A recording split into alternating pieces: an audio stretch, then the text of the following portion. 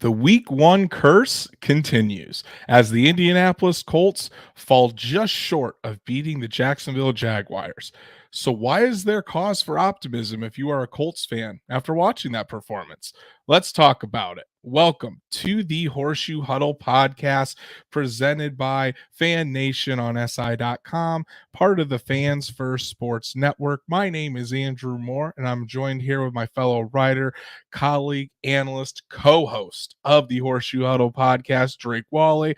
Drake, week one is in the books, and the Colts, they were close, had a lead pretty deep into the fourth quarter, and for a second there thought they were going to pull off the upset, but the Jaguars did prevail in the end. But I think this game showed us a lot about this team, and in particular about Anthony Richardson. But how are you doing, buddy? I'm doing wonderful, and I absolutely agree with you because as fans or as analysts, if someone is a fan of a team, you really want to naturally pull for a win, and if it's a loss, you're kind of thinking, it's all it was all for naught. But it's true when you say that there's certain teams that really aren't having expectations. They're just there to develop young players. Extra wins are great, but like the wins really aren't what you're looking at. You're looking at how are these guys developing down after down, snap after snap, week after week, in the league. And yeah, I'm right there with you. Outside of even Richardson, which we'll get to it, there were some other promising young guys that really showed out too. So yeah, and the atmosphere inside of Lucas Oil Stadium was was different than anything really I saw last year. Like, fans are into this. They're into this new era of Colts football, and we're going to talk about all of that tonight. So before we get started, please go follow us on all of our socials, like Horseshoe Huddle on Facebook, follow at Colts on FN on X, and subscribe to the Horseshoe Huddle YouTube channel. Hit that bell so you know when Drake and I are going live, so you never miss an episode. And if you can't catch us live, Apple, Spotify, Google, wherever you listen to podcasts, we're on there as well. So make sure you subscribe and give us a 5-star review. Let's highlight some guys in the chat real quick. Patrick is already here, the CFO of Horseshoe Huddle, saying going to be coming in hot with the talking points here. So it's going to be hey, the more the merrier, Patrick. We always love your engagement. Really, really appreciate it. NFL Nerd, AR was about league average yesterday, which is better than the other two first-round quarterbacks. We're definitely going to talk a lot about Anthony Richardson tonight. Don't you worry, NFL Nerd Stats. Matt is here, of course. What's up to you, buddy? We've got Wombat in here as well. Truett. Our loyal Truett is here. It's a bummer, but it's a process, and that's a good way to think about things, Truett. So Drake, the people want to talk about it. Let's dive right in. So the Colts fall to the Jaguars 31-21 yesterday, with 5.5 minutes left in the fourth quarter. It was 21-17. And it looked like the Colts had a legitimate shot to win this game. Obviously, they couldn't close things out. And that's probably a product of having such a young team, new head coach, new quarterback, all of those things. So before we dive into specifics here, what was your gut reaction about the Colts performance as a whole yesterday afternoon?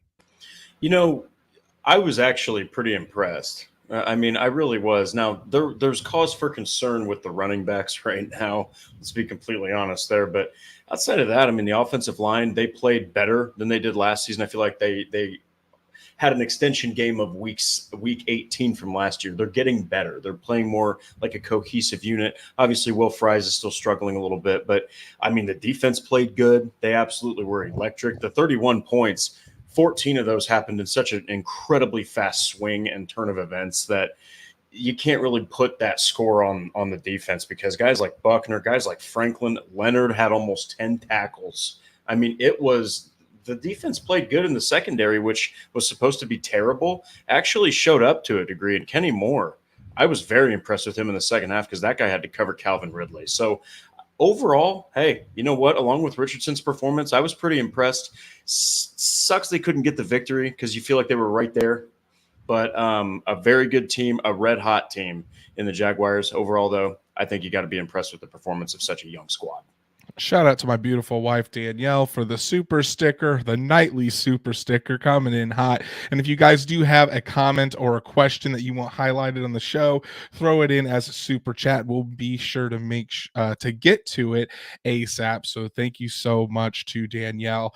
But yeah, Drake, I mean, honestly, coming out of that loss yesterday, the feeling coming out of that stadium, it was, I mean, sure, there was plenty of disappointment to go around, but there was just a different feel about this team maybe the team's not as far off as we originally thought. I mean, I still envision this being a struggle for the Colts, 6-7 win season, but there a lot of the young guys played well. I mean, Anthony Richardson looked like he belonged. Josh Downs made some plays out there. Kwity Paye was all over the place in the backfield. Kwity Paye breakout season is upon us. I have a strong feeling about that. And the young secondary, while Calvin Ridley did get pretty hot. In the second half, he really didn't do much once those cornerbacks settled in. I thought Daryl Baker Jr. played pretty good, pretty well. Trevor Lawrence just made some incredible throws yesterday that really were indefensible. And sometimes you can play great defense, but it's just better offense. And that was the case for Daryl Baker Jr. at times. But there was a different energy about this team. And I saw a comment yesterday on social media that said, you know, it just seemed like Shane Steichen had these guys better prepared than Frank Reich ever did. And to an extent, I understand why that comment was made, because it just seems like it seems like this team was ready to go energy wise. There wasn't a stutter out of the gate. They looked ready to attack and be aggressive, which a lot of times in the Frank Reich era, it would take a few weeks before we saw the Colts really get traction and look like that. Yeah, and I that kind of makes me want to talk about a point that I had planned for later in the show, so I'll save it. But yes, the offense, they looked like they wanted to go out there and win. Okay, and they made adjustments, and the play calling is, full on Shane Steichen at this point, but it's still, I feel like, a little bit dialed back. Just because you want to get Richardson in comfortable situations where he's throwing the ball. I mean, overall, he had less than 10. I think it was 24 completions for 223 yards. I mean, he had a lot of short completions. That should get Colts fans excited that he was hitting those short throws, because he was taking velocity off the ball, having issues with that in the offseason. He wasn't overthrowing or underthrowing those guys. There was a couple plays that should have been made where they could have been additional completions as well. So, overall, you got to be excited. And I thought that it was a really good performance, at least from the grand scheme of things and the expectations that, were put on him before the game even started. We have a wild Brandon Moses sighting here live in the chat. Brandon says, "Has everyone congratulated my friend Drake on his engagement?" Yes, if you missed last week's episodes, Drake is engaged. Pop the question Official to his fiance, and it's pretty exciting. So if you haven't done so already, please throw a congratulation post in the chat to our man Drake here. Make me cry. For his awaiting nuptials. Our first super chat of the evening, besides the super sticker from my beautiful wife, is from the CFO Patrick. He says, bright spots, defensive line, Zaire Franklin. Weak spots, run game, secondary, right guard, and wide receivers not named Michael Pittman. Well, Patrick pretty much covered it all, so I guess that's going to be our show for this evening. Now, but you make some good points, Patrick. The defense really set the tone and kept this team in it as the offense kind of tried to get their feet underneath them. And I think this offense is going to be a work in progress as Shane Steichen opens up the playbook for Anthony Richardson and gets him settled into things, and not just with Anthony Richardson, but this is a whole new offense for this team. Most of these guys, the only offense they have run in the NFL was with Frank Reich. So this is a completely different scheme, new playbook. It's going to take a little while for everything to gel. So that's why I think it's going to be a work in progress. But this is that second year in Gus Bradley's system, and this defense hit the ground running. And if this can continue, this Colts defense, yes, they did give up. There was 31 points allowed yesterday.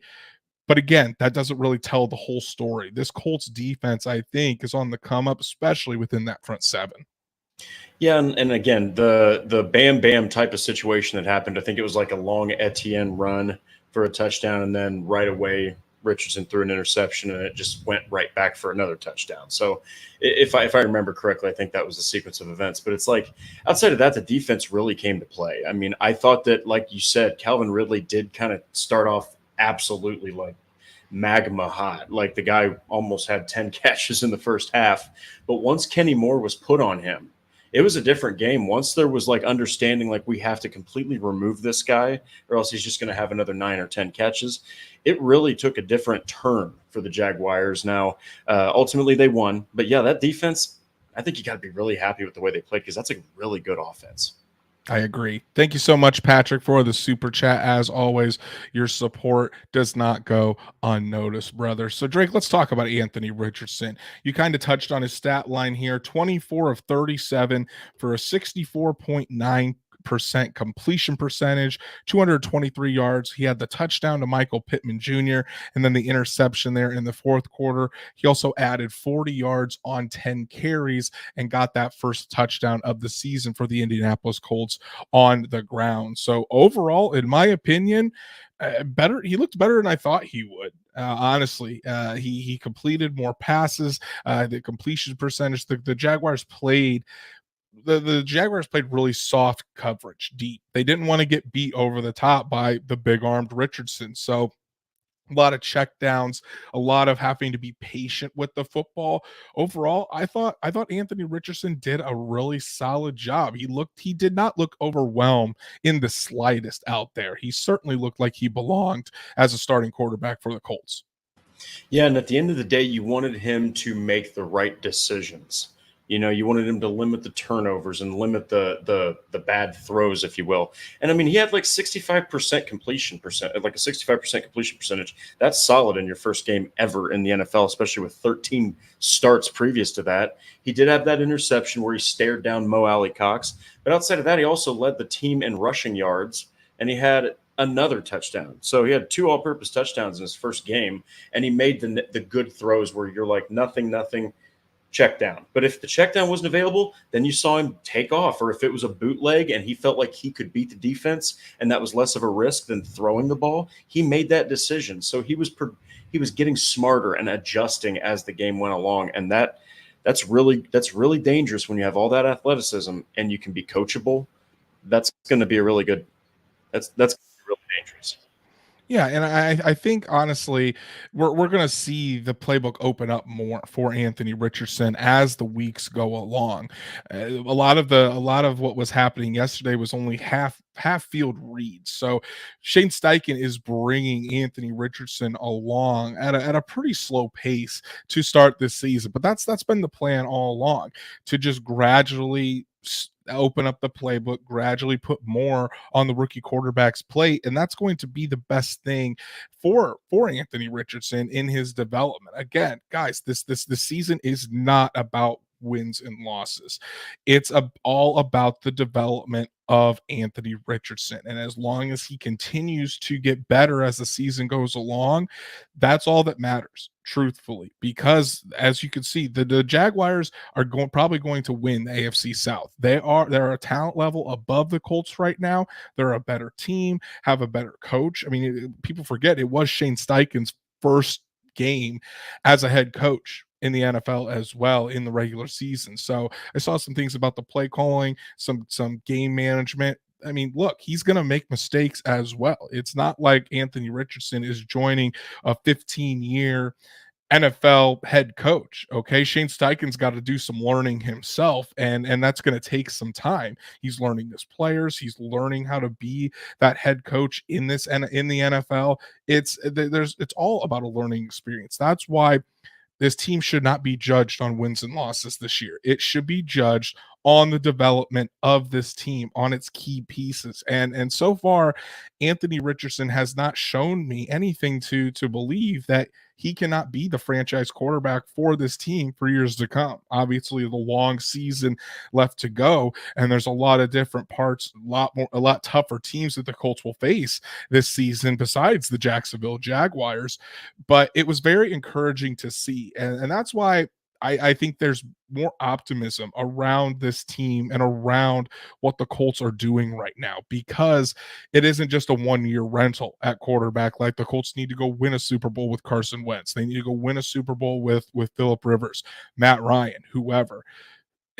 You need to realize that this is a multi-year thing, and so far Anthony Richardson has fit the build, and he looked like one of the most impactful players yesterday, certainly on the offensive side of the ball. Yeah, and you're very impressed by that. Leading the team in rushing yards, getting one on the ground, getting another through the air, throwing for over 200 yards, being 65%. That's awesome. All right. But you still don't want him to have to shoulder all of that. You know what I mean? You want to be able to tell this guy, hey, look, we're ahead by 14 points. It's the middle of the third. We want to run the ball. We've got the running game to do it behind you. They did not have anything like that. We'll get to it.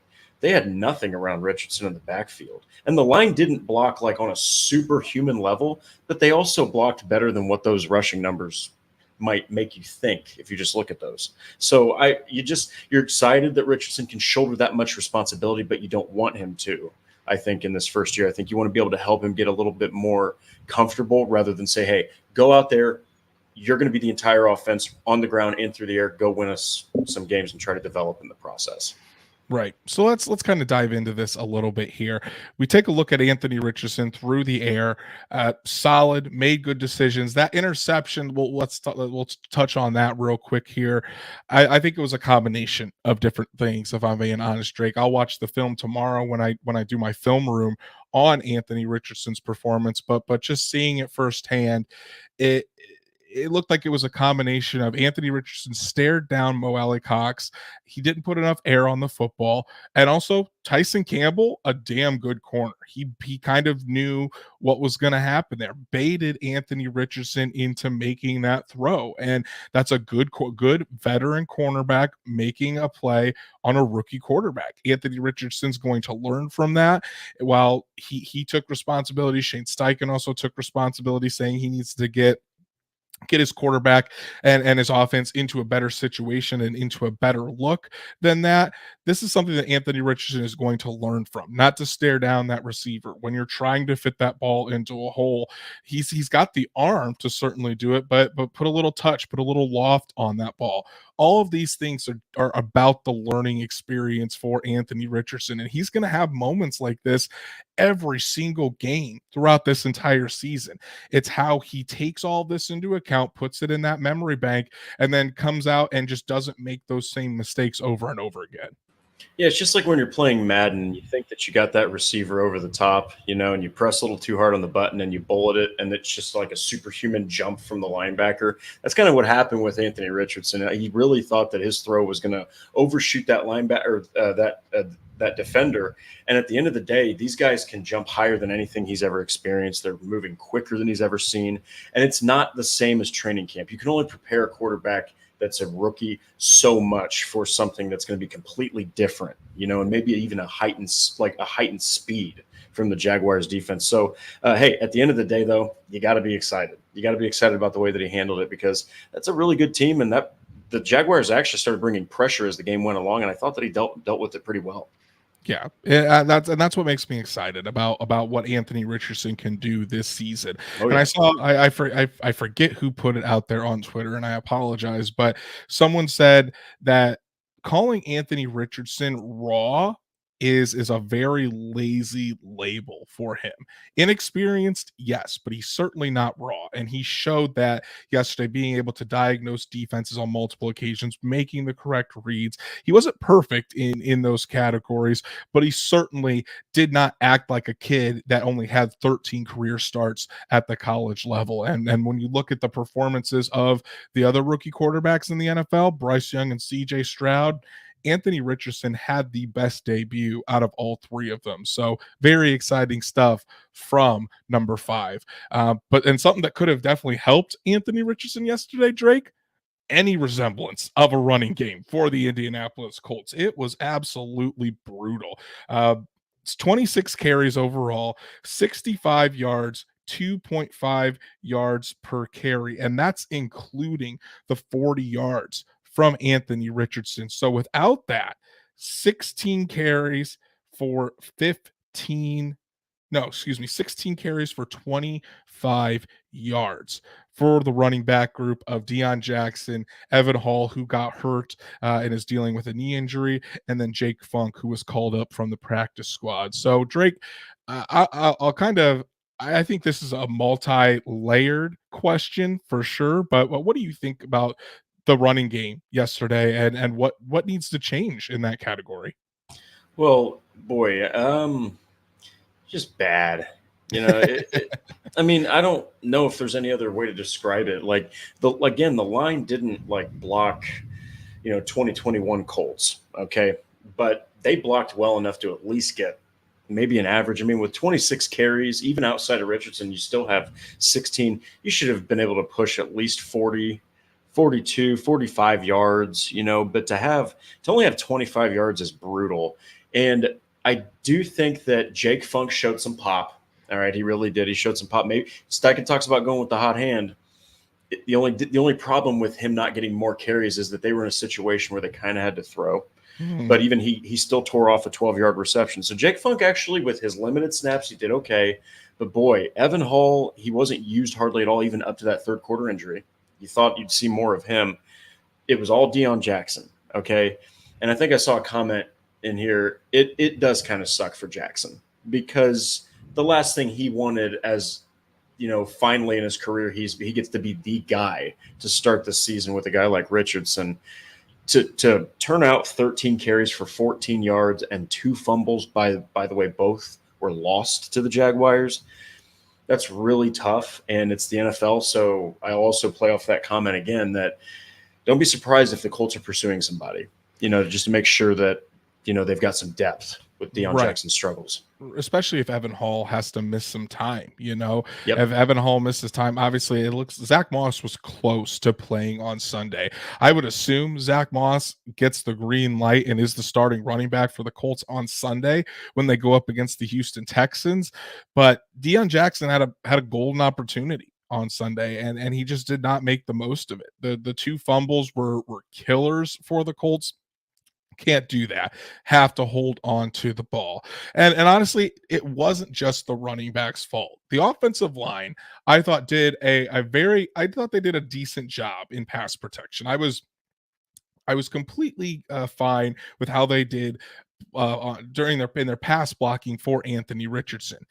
Offensive line got 0 push in the running game, especially on the right side. Multiple times, plays were blown up getting through that right side, particularly where Will Fries is. And again, as Drake, you've reported on this and you've written about this all off season. So many times. Right guard is still showing up as a problem. I thought the left side was pretty solid. Bernard Ryman, Quentin Nelson, Ryan Kelly, those guys held their own. Could they have played better? Absolutely, they could have. But again, it's this offensive line is still trying to work its way back. That right side, especially coming through that B gap right there, right on the right side where Will Fries is, real tough, real tough. So I've seen some comments and some people saying that it would be this is why the Colts need to get Jonathan Taylor back and why and how Jonathan Taylor would have made a huge difference.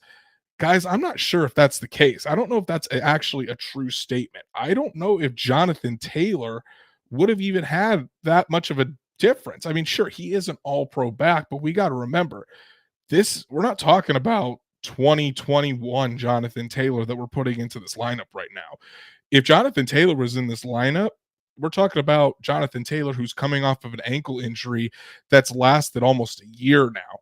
And a guy that hasn't played a down of football since December, I think. So it wouldn't be the same Jonathan Taylor that you're envisioning Okay, that combined with the offensive line just not really getting much push in the running game, it really stalled out drives. It put a lot of the onus on Anthony Richardson to try to find things with, to try to do things with his arm. And credit to the Jacksonville defense. They really did a good job of penetrating there, keeping everything in front of them in the passing game, and they really made things tough on this Colts offense.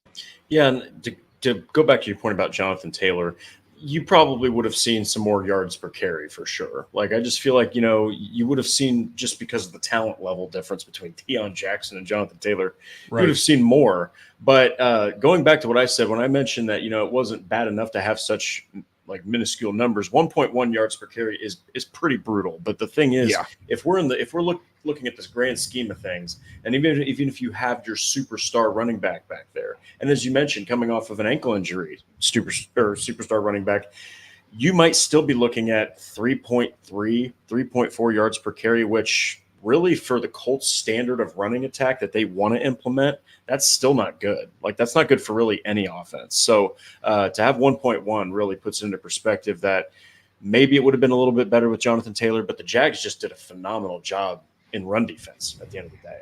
Right. And luckily for Anthony Richardson, he did have a security blanket yesterday.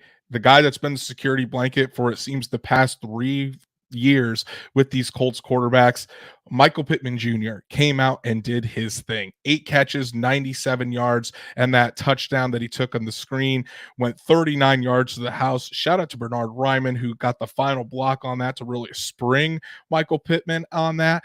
But I mean, Pittman looked like Pittman again. That security blanket for the quarterback, and he had far and away the best day out of any of the wide receivers. There were some guys that still had decent days. I mean, Josh Downs in his debut caught a few balls and definitely moved the chains. Kylan Granson was able to get open and collect a few catches. Thought he had a pretty decent day. But again, it just shows Michael Pittman Jr. is head and shoulders above anyone else that the Colts have in terms of a weapon from their pass catchers. Yeah, and fun fact, this is his 6th quarterback to throw him a football. And all he does is go out there and catch in volume and make great plays for the team. And look, I've said this before, to anyone that doesn't think he's wide receiver 1 NFL standards, that's fine. Regardless of what anyone thinks, he is the wide receiver 1 for the Colts. There you go. Yeah, there he is. Put sarcasm. Stats, Matt. Yeah. Sarcasm. But look, Matt and I have had this conversation multiple times about people not giving Michael Pittman his worth. So go on, Drake. He basically, at the end of the day, he had a great game in a rookie quarterback's first contest, while this guy's not supposed to be accurate. Okay, so he helped him get acclimated to the passing game. He's still the number 1 option. And this isn't a game where Alec Pierce got targeted only 3 times and only had 1 catch for 5 yards. So Pittman, I think it was Patrick mentioned it, dominated the receiving. Like, outside of him, you got a rookie and you've got a tight end that, is kind of getting adjusted to a new offense again. But boy, Pittman looked great. And you just hope he opens up more volume for the other pass catchers around him too. Yeah, you really do. And I think as the offense, again, this offense is a work in progress. So as this offense gets going and as teams play the Colts differently, there's going to be other wide receivers that get those opportunities. The Jaguars took away pretty much everything deep last night or yesterday, which took a lot of the opportunities for Alec Pierce. They took away what Alec Pierce does best away. So Pierce really didn't have much of an impact. And instead, it went to more of the possession, yards after catch type of guys like Pittman, Downs, and Granson. So if teams are going to play short, things over the top are going to be open to go to Alec Pierce. So it just kind of depends. Again, Richardson was taking what the defense was giving him, something Peyton Manning told him to do: settle in, take what the defense gives you. And I think if the Colts had a resemblance of a running game, we're probably talking about possibly a victory today. Obviously, didn't come to fruition. There were some other mistakes made in the passing game, and it ends up as another week 1 loss. Patrick, another super chat from the CFO, says, from Tyler Christian to Joel Erickson on X, is "we like our guys" going to be the defining quote for the shortcomings of the Ballard era? And it is a a phrase that Chris Ballard has used quite often throughout his time with the Indianapolis Colts. We like our guys sometimes to a fault. They have confidence in them, and I think it could apply to multiple different things. I think it could apply to what they have on the offensive line. It could probably apply to the wide receiver depth at this point. And I know the Colts are in a very peculiar situation where they want to allow their young guys to play and get that experience, really see if they can become future building pieces for the Indianapolis Colts. But at some point, for some of these players, they are what they are, and like I'm gonna pick on him just because he was the guy that graded out and looked the worst out of all the offensive linemen. Will Fries. I think we know Will Fries is what he is. He's probably a very solid backup guard in the NFL. I mean, if you have Will Fries as your backup guard at left and right guard, you're probably thinking, man, I've got that's really good depth. He's not a starting quality guard in the NFL. And until he proves otherwise, that's going to be where defenses attack on this offensive line. So Ballard has done that before and it's bit him in the butt. And hopefully this doesn't bite him in the butt as well. Yeah, and this is also everybody believes in their guys. At the end of the day, I feel like everyone feels this way. It's just Ballard actually vocalizes it. But yeah, going back very briefly to Will Fries, you kind of look at the whole situation with him, and boy, running the ball, he can kind of block a little bit better. But boy, passing, that's where he really struggles, is in pass protection. And with the way the league is moving, you might be looking at a free agent signing pretty soon. I would say it could probably happen. The Colts are always evaluating things, so we'll have to see. Thank you so much again, Patrick, for the super chat, buddy. We really do appreciate it. And Drake, let's wrap up our talk on the offense here real quick. Not efficient on the money downs for the Colts. That was something they really struggled with yesterday. Only 2 for 12 on third down and 1 for 5 on fourth down. It's going to be really hard to win very many games when you're not efficient on the money downs, like the Colts offense was yesterday. Yeah, and at the end of the day, you look at the 1 for 5, on fourth down, and that does suck. Okay, but you play fourth down as a defense totally different, and as an offense than you would third down. The fact they went 2 for 12 on third down, they got to really improve that. Maybe go for it a little less on fourth down.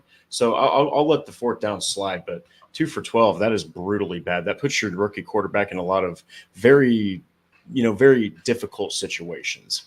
Right. And I think when we're talking about maybe should have the Colts not have gone for it as much on fourth down, in my opinion, I didn't really mind the decisions to go for it on fourth down as much as maybe some of the play calls. I thought some of those fourth down calls, the Steichen tried to get the guys up to the line very quickly to quick snap it, and they just weren't ready. Some of the play calls on fourth down weren't the best to me, but I like it when the coach is aggressive. And in this kind of era of the NFL, I mean, Doug Peterson was going for it on just as many fourth downs as the Colts were yesterday. So you would love to see the Colts get some push on that Anthony Richardson fourth down to get in the end zone. One of the fourth downs was at the end of the game when Gardner Minshew was in the game.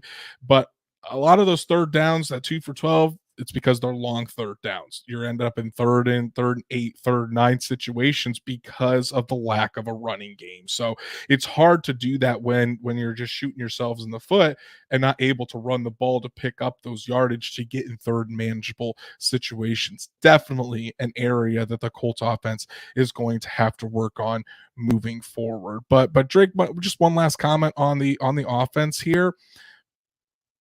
Overall, I mean, I already said this before, it's a work in progress, and I expect this offense to get better as the season goes along, as the young guys like Anthony Richardson, Josh Downs get their feet wet and get more comfortable in the NFL. As the offensive line starts gelling better as a unit in this system, a new run blocking scheme and system, they're learning as well. As Anthony Richardson is learning his wide receivers, Michael Pittman, Alec Pierce, go to the tight ends with Kylan Granson, Drew Ogletree, who has a concussion now, Jelani Woods when he comes back. This offense will get better. It's a work in progress. So as the season goes along, you should see a better offense. You should see a more diverse offense as the playbook opens up, but it's all a part of the plan, and it's all about just what this season is about, developing a young team and making sure Anthony Richardson has all the parts and pieces around him to succeed and continue becoming the franchise quarterback the Colts see him becoming. Okay, so let's move it along to the defensive side of the ball here, Drake. Uh, Honestly, the unit that kept the Colts in the game, and boy, I want to start out by talking about this defensive line. Those boys were hungry yesterday. Drake, DeForest Buckner, Quiddy Pay, Grover Stewart, Samson Ebukam. They got after Trevor Lawrence, especially good old 99 into DeForest Buckner and 51 Quiddy Pay. Talk to me about those guys and what you saw from them yesterday. You saw exactly what you were hoping to see from Quiddy Pay. Now, you expected it from Buckner and from Grover, but I also feel like now you've got the 100% healthy DeForest Buckner, because last season he played great with multiple injuries, just almost from start to finish. Just played through them, no big deal, just ignored the pain. So the fact that he was 100% healthy, he showed it. Grover played like he took a step up from last season as far as his efficiency. He was an absolute madman, had 5 tackles on the day. I think I'm looking at, let's see, he had a tackle for loss. I mean, he was in the backfield causing issues for the running attack. And then, of course, I got to go back to Quiddy Pay, because that's really the guy you wanted to make the big step. And you know what? He played absolutely wonderful, man. He played exactly how you were hoping he would. Samson Ebukam did a great job of being that guy that finally got the snaps that he deserved, that he didn't get it in San Francisco. Yeah, man, at the end of the day, you can't really be upset with their defensive front, and even the backups. Guys like Taven Bryan, he was a motor on the interior. So you got to be happy with what they have starting and behind them and them as an entire unit. Quiddy Pay finished week 1 as the third best edge rusher in pass rush win rate. That means he was absolutely dominating the Jaguars right tackle yesterday. And it looked like it too. Quiddy Pay was back there causing hell for Trevor Lawrence in that pocket. And obviously Trevor Lawrence, I think, just seeing him live again yesterday, I think he's taken another step up. I think at the end of this season, we're talking about Trevor Lawrence as a top 5 quarterback in the NFL. And that's scary for Indianapolis Colts fans, but I think that's just going to be the reality of the situation. And thankfully, I think the Colts have a guy that can reach top 5 quarterback in the NFL down the line as well. But this is what we want to see out of Quiddy Pay. Year 3, we want to see him turn that corner. He has been working diligently all off season. Drake, when you and I were at training camp, we saw this on a regular basis of him blowing up plays, giving Braden Smith, who is a very solid right tackle in the NFL, and he played solid yesterday as well. He was giving Braden Smith fits. This is what you want to see out of your first round pick in a pass rusher. Quiddy Pay can establish himself as a dominant pass rusher. Man, look out, because we saw when Quiddy Pay is at his best, it just opens things up for DeForest Buckner. They can't double team him constantly. Grover Stewart is left one-on-one in those run game situations, and he can easily throw an offensive lineman to the side and wrap up a running back there in the backfield. So when this defensive line is moving together like they were, it's a scary thing. And I had said on last Thursday's show that I thought this was the best pass rush group that Chris Ballard and the Colts had assembled since he took over as GM. And I think if we continue to see this, there will be no doubt at the end of the season that will be a fact for this team. And it's definitely exciting to see, especially for Quiddy Pay. Yeah, and look, last season we were talking about how much push Grover Stewart and DeForest Buckner got in there, and there probably should have been even more sacks. But look, man, you're talking about Samson Ebukam played very well, I thought, in his first game. Got a lot of pressure constantly. A lot of pressures. Just constant pressure from this guy. And he also had a tackle for loss in the backfield. So he plays the run very well with that constant pressure. And then you got Quiddy Pay, who's basically Samson Ebukam, but a more athletic, higher ceiling. Like the guy just brings the pain. And you love to see your 2 sacks come from DeForest Buckner and Kwity Paye. Those are guys you want to have collecting sacks left and right. Boy, if Kwity Paye actually continues to play like he did in his first game yesterday, you might be looking at him pushing 10 sacks or even more. At this point, I would say it's a very good bet. Kwity Paye ends up with double-digit sacks in the 2023 season if he can stay healthy, and it certainly helps when you have your linebacking duo of Shaquille Leonard and Zaire Franklin back and really cleaning things up in that second level. Zaire Franklin with 18 tackles yesterday, a career high, played so well that the NFL decided to give him a random drug test just to see if he was on anything there. And then ridiculous. Shaquille Leonard, the heartbeat of the defense was back. Every single time he raised his arms to get the crowd into it, the crowd just came alive. Shaq was out there making plays, tackles for loss, being a nuisance in there, clogging up the holes. I wouldn't say he was flying around as fast as we're normal to see him, but again, he's still working off that rust as well. And he said he felt like his old self again. So when he feels like his old self, that's just going to continue to build that confidence. And man, it's not far off to say that the Colts have probably one of the best linebacking duos in the entire NFL when you're talking about Shaquille Leonard and Zaire Franklin. Yeah, and look, man, 8 tackles that's great. That's a good high volume of tackles. When you hear it next to 18, you're like, wow, Shaq, why couldn't you have broken 10? But look, at the end of the day, it was so good to see him out there. It was great to see him out there making plays and playing well and playing happy and energized and comfortable and really behind the defense because they need a guy like that. But man, Zaire Franklin, 18 tackles, that is truly something to behold. And that if he continues that trajectory, man, you're talking about a Pro Bowl. You're talking about maybe even a better season than he had last year as far as his tackles, which he broke the franchise record for in a single season. And I think, again, as the season goes along and as Shaq gets his feet underneath him, we're going to see the old maniac out there as well, which is scary for the rest of the NFL. And I don't want to, and then we get to the secondary here, Drake. Obviously, the most unproven unit of the defense, and at times they did struggle yesterday, just point blank. But there were other times where I thought they played fairly solid. So what were your thoughts on the secondary performance? And was there anyone in particular that really stood out to you? It's really easy to go with Kenny Moore that stood out because once he blanketed Ridley in the second half, it was totally a different game for Calvin Ridley. Right off his release, you're dealing with Kenny Moore now. You're not dealing with an outside corner. You're dealing legitimately with the best corner on the team. So I thought that Kenny Moore played well, but man, Darrell Baker Jr., you got to be impressed with his trajectory from training camp to the preseason, now to week 1. He just seems to continue to get better. Mm-hmm. And you really like to see that. Tony Brown had his first career interception, which is crazy. Tony, that dude is nuts. And it's so awesome to see him grab that interception and just finally get the first of his career. But look, man, the tackling can always improve. I felt like there were moments where the running backs, especially guys like Bigsby and Etienne, kind of ran through the defensive backs tackling. But they look outside of Ridley. I think it was Zay Jones had 5 catches, Ingram had 5, and Travis Etienne had 5. But for the most part, those were under 10 yards on average. So the Colts kept everything in front of them. They limited Ridley in the second half. They made the game more competitive. Look, man, the expectations were through the floor, all right, for the Colts secondary, and I feel like they played pretty damn well with the expectations being so low for what they could do against that offense. I want to highlight a couple of the comments here. NFL Nerd saying Colts' entire front 7 is elite.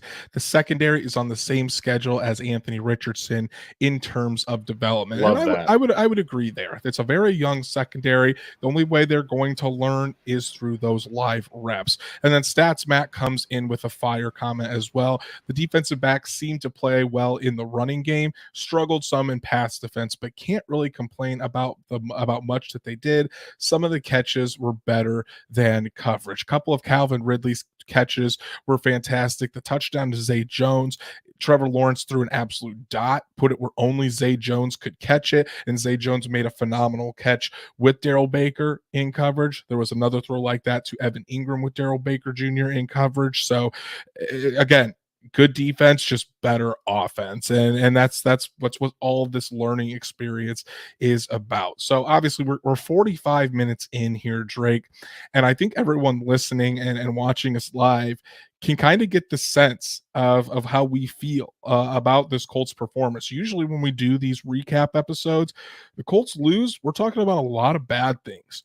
For the most part, this episode has been really good energy, and we're talking about all the good that the Colts did yesterday, surpassing expectations. So and that's what kind of our the main topic of the show is, and the main question: why should there be so much optimism around this Colts team today? Well, to kind of make it quick here, young players and the rookies played well. New additions like Samson Ebicom, he played well. Okay, so Mhm. that makes you very excited. Even Kylan Granson, who you've been waiting to unlock, he played well, and he's been a favorite target for Richardson. Look for that to be a big connection. I'm telling you, that's gonna catch on. That's gonna catch on. I think as the season goes along, the defense stood up. Secondary performed better than expected. Richardson looked very poised and efficient. He still needs to work on his mechanics, but man, he played. I'm not even being like a homer here. I'm just being honest when I think that he played far better than his expectations. People, even I said, look for that 45 to 55, 60% completion Mhm. range. Shot over that, threw the ball over 35 times, had over 20 completions, ran the entire offense by himself in his first freaking game, and almost kept the team on pace to win. So I thought the offensive line played solid in the pass. Like you said, though, in the run, they do need to improve that. And at the end of the day, I did complain about being 20% on fourth down. But man, that shows that Steichen wants to win. That shows that this team is right behind him. When they rolled up there for that QB sneak, I was like, oh my God, that is literally what he did in Philly. Like, that's what you're going to see. You're going to see aggression. They want to hold on to that ball, take care of it. What did he say? Pass to score and run to win. I Right. think it was. So there you go. There's a lot of reasons to be optimistic, and I think that they outplayed their expectations for sure. I did too, and I don't think this team is that far away. It's just going to take time for the young guys to develop. It's Oh as yeah. simple as that. And we're seeing Anthony Richardson, Josh Downs. We saw the young secondary with Daryl Baker Jr. and Dallas Flowers make some plays out there. Julian Blackman made some plays. Obviously, you're talking about a year three leap from Quiddy Pay. And we're not even talking about Juju Brents being out there either. Juju Brents was inactive yesterday. So when you're talking about all of these things, it's a young team, but they've got a lot of energy with them. And I don't think anything, as Stats Matt talked about, or saying no mention of Zaire's heads up play. I'm getting it. I'm getting to it right here, buddy. The DeForest Buckner forced fumble that was picked up by Tank Bigsby, and then Zaire Franklin comes in and punches the ball out himself. Buckner picks it up and runs it back for a touchdown, does a Superman reach over the goal line, and it was one of the craziest plays I've ever seen live at a football game. Just absolutely unbelievable. So shout out to DeForest Buckner and Zaire Franklin for possibly what's going to be the play of the season already, week one. But there is optimism around this team because you're seeing that this team is not completely devoid of talent. The Jaguars, whether Colts fans want to admit it or not, the Jaguars are a good team, and they played. They're probably going to be a contender in the AFC South, in the not just the AFC South this year, but in the AFC Conference this year. So to go out there week one, play a hard fought game against a tough divisional opponent and one of the better teams in the AFC, this Colts team is going to surprise a lot of people this year. It might not show in the win-loss column at the end of the year, but it's certainly going to show a year or two from now with all these learning experiences with this young team. And it's just going to be so great for this team to kind of build off of that with one another. So I was very impressed with the front seven yesterday. Very impressed with Michael Pittman and his ability to still be that security blanket, and incredibly impressed with how Anthony Richardson handled everything yesterday. And I think he's going to be a very good one for a very long time. So that's our analysis on the game. Let's kind of do some other things here. We'll talk about the injury report. There was only a couple injuries for the Indianapolis Colts yesterday. Drew Ogletree, obviously with the concussion, left that game, and then Evan Hall is dealing with a knee injury, where what Shane Steichen said today could cause him to miss a little bit of time. So both young players, hopefully Drew Ogletree can clear concussion protocol this week and be back on the field, since Jelani Woods is already on injured reserve. But if not, I think that might be an opportunity for Will Mallory to get his first NFL action. Yeah, and for Drew Ogletree, it's like he gets his first NFL catch, and then he goes out with a concussion, and you're just kind of like, that really sucks. So hoping he gets back on track. But yeah, it's also kind of a bummer for Evan Hall, because he's projected to be a guy that maybe has a little bit more of an intriguing role than previously expected, especially with the Jonathan Taylor stuff going on in the injuries now that he has sustained. So you just hope with it being a knee thing, I think they said it's not serious. So you're hoping that he's back sooner rather than later. Right, and look for the Colts to make a move at running back. Oh yeah, if Evan Hull's going to be out an extended period of time. So let's move on to the latest Colts news and rumors. Drake, Adam Schefter doing some dropping some news, of course, on the week 1 game day for the Indianapolis Colts. And it has to be around Jonathan Taylor. Jonathan Taylor constantly staying in the news cycle for the Indianapolis Colts right now. So Adam Schefter and Ian Rappaport all reported that Jonathan Taylor's ankle is healthy and he could pass a physical at this time if there was one that was done. I saw some comments in the chat. I think it was from a loyal listener, Nathan Comanci, that Jonathan Taylor has passed the physical. That is incorrect. Jonathan Taylor has not passed the physical yet. The report is that he could pass a physical right now if one was done, and that he is on pace to return to play in week 5. So it sounds like Jonathan Taylor's ankle is getting there. Obviously, we don't know if this came from a team source, whether it was from Jonathan Taylor's camp, how they're trying to spin all of this. But if true, and if Jonathan Taylor is willing to suit up for the Indianapolis Colts, he's eligible to return week 5, and once he gets off the physically unable to perform list, Jonathan Taylor could be out there as early as early October. Yeah, and hey, you know what? I'm just ready for this all to be over. So you do hope at the end of the day, though, that he stays with the Colts, because it would still be great to see how Anthony Richardson could develop with a runner like Jonathan Taylor. But hey, we can't escape it. We can't talk about Anthony Richardson or the first game of the season, or the first game of Shane Steichen's career or Anthony Richardson's career for too long. We've got to get Jonathan Taylor in there. So hey, at the end of the day, you hope he stays with the Colts. But if not, that's just kind of where this whole thing has been going, I guess. And one thing I do want to mention, and it's something that Ian Rappaport reported on Sunday as well, is that the waters are starting to calm down. But that was his words, not mine, between the Colts and Jonathan Taylor. And I did reach out to a couple people that I trust, and they echoed that things are starting to, I wouldn't say get better, but cooler heads are starting to prevail in this whole thing between the Colts and Jonathan Taylor. We'll see if anything comes out of that within the next few weeks, or if we're seeing Jonathan Taylor out there on the field in a Colts uniform come week 5. So make sure you stay tuned for that. But Drake, there was actually an extension to a former All-Pro on Friday. And it was set a new league record as well. And before we get to that, we've got a super chat here from the great Scott Kennedy. Scott is a big mentor to Drake and I. Scott says, keep killing it, fellas. And yes, Schefter was the mouthpiece for JT's agent. Yes, that is definitely the case. So, Scott, we really appreciate all your support. And he's a fantastic guy. He actually was the one that a long time ago now, but filled in for me last December when I had to miss that episode when I was out on vacation. Yes. So Scott, really appreciate all the support and all of the advice that you've given Drake and I, and everyone. Please thank Scott for everything he does for us.